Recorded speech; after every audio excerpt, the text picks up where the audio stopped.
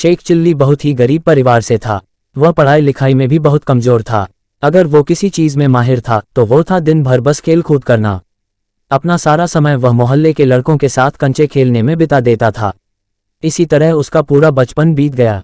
धीरे धीरे वह बड़ा होता चला गया, लेकिन उसकी आदतें नहीं बदली। शेख चिल्ली की इस आदत से उसकी माँ बहुत परेशान थी। वह चाहती थी शेख चिल्ली अब बड़ा हो गया है तो उसे कुछ काम धंधा करना चाहिए ताकि घर की हालत सुधर सके। एक दिन उसने शेख चिल्ली को बुलाया और खूब डांट लगाते हुए कहा, कब तक तू दिन भर ऐसे ही मोहल्ले के आवारा लड़कों के साथ कंचे खेलेगा? अब तो तू बड़ा हो गया है और हट्टा कट्टा भी है, तो तू कोई नौकरी क्यों नहीं करता है? कब तक ऐसे घर बैठे बैठे मुफ्त की रोटियां खाएगा? माँ की बात सुनकर शेख चिल्ली ने कुछ भी नहीं कहा। वह चुपचाप उनके आदेशों का पालन करते हुए अगले दिन नौकरी की तलाश में दूसरे गांव के लिए निकल पड़ा।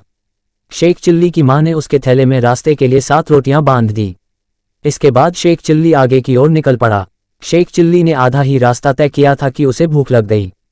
वह एक कुएं के पास ठहरा और अपने थैले से रोटियां निकालकर खाने के लिए बैठ गया। माँ की दी हुई 7 रोटियों को देखकर वह कहने लगा, 1 खाऊं, 2 खाऊं, 3 खाऊं कि 7 को खा लूं। संयोग से उसी कुएं में 7 परियां भी रहती थीं। शेख चिल्ली की खाने वाली बात सुनकर वे घबरा गईं। उन्हें लगा कि वह उन परियों को खाने की बात कर रहा है। डर के मारे वे 7 परियां कुएं से बाहर आई और शेख चिल्ली से विनती करने लगी कि वह उन्हें ना खाए। परियों ने शेख चिल्ली से कहा, हमें मत खाओ, हम तुम्हें एक जादुई घड़ा देंगे। उस घड़े से तुम जो भी मुराद मांगोगे वह पूरी हो जाएगी। शेख चिल्ली ने परियों से जादुई घड़ा लिया और फिर वापस अपने घर आ गया। घर पहुंचकर उसने अपनी माँ को परियों वाली बात बताई। माँ ये सब सुनकर हैरान थी।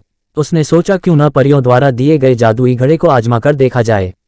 माँ ने घड़े से ढेर सारे पकवान की इच्छा मांगी। इतना कहते ही उनके सामने तरह तरह के पकवान थालियों में सज गए। दोनों से उस रात भरपेट खाना खाया। परियों ने शेख चिल्ली से कहा, हमें मत खाओ, हम तुम्हें एक जादुई घड़ा देंगे।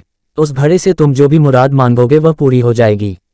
शेख चिल्ली ने परियों से जादुई घड़ा लिया और फिर वापस अपने घर आ गया। घर पहुंचकर उसने अपनी माँ को परियों वाली बात बताई। माँ ये सब सुनकर हैरान थी। उसने सोचा क्यों न परियों द्वारा दिए गए जादुई घड़े को आजमा कर देखा जाए। माँ ने घड़े से ढेर सारे पकवान की इच्छा मांगी। इतना कहते ही उनके सामने तरह तरह के पकवान थालियों में सज गए। दोनों से उस रात भरपेट खाना खाया।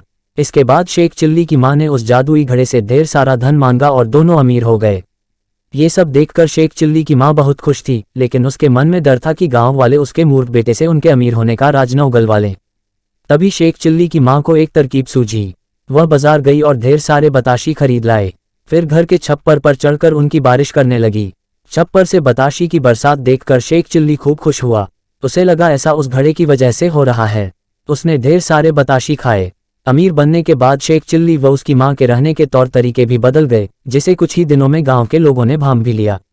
गांव के लोग सोचने लगे कि अचानक ये इतने अमीर कैसे हो गए।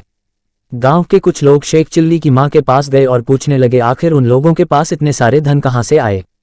गांव वाले की बात सुनकर शेख चिल्ली माँ ने कुछ नहीं बताया, तो उन्होंने सोचा कि चलो सीधा मूर्ख शेख चिल्ली से ही पूछ लिया जाए। एक दिन मौका मिलते ही गांव के लोगों ने शेख चिल्ली को बुलाया और उससे पूछा कि आजकल तुम्हारे रंग धन कैसे बदल गए हैं।